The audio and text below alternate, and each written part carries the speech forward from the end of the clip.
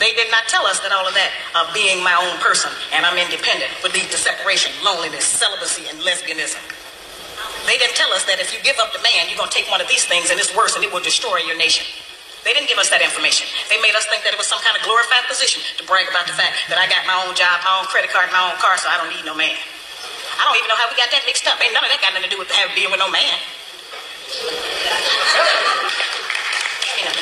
We have some serious relationship problems that nobody has been able to address us on because everybody wants to pretend that this is not going on.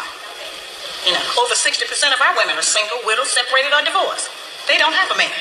I just came out of Florida and they got a housing complex that the Urban League built, which is a black organization that is for women and children only. They say they don't allow any men in there. I didn't have time to deal with it, but I talked about them real bad. That's the silliest program I've ever heard of. You know the women that had men if they got a bunch of children.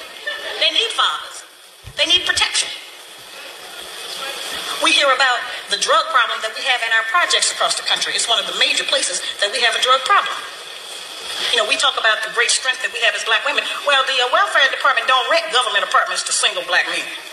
Those apartments belong to black women who are allowing this to go on in their home.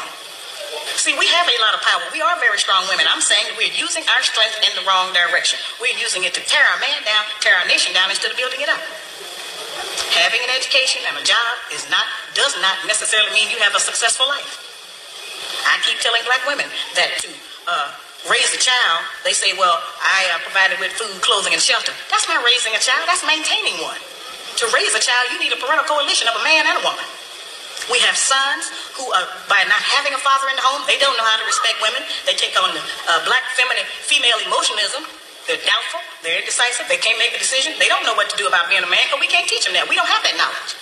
We have daughters who grew up in a home where they don't see any affection, where there's no man there. They go out into the world and try to mate. They don't have no idea how to be no woman to no man, how to function in a house with a man, because they haven't seen it. Most of our children, just like us, get all the information we have about how you be with a mate off television. It's the only medium that shows us anybody being together. Those rules have not worked for us. The white woman's liberation movement, we don't have anything to do with that. We have not been under the control of the black man for over 500 years, so what do we have to get liberated from them from? They haven't been our boss.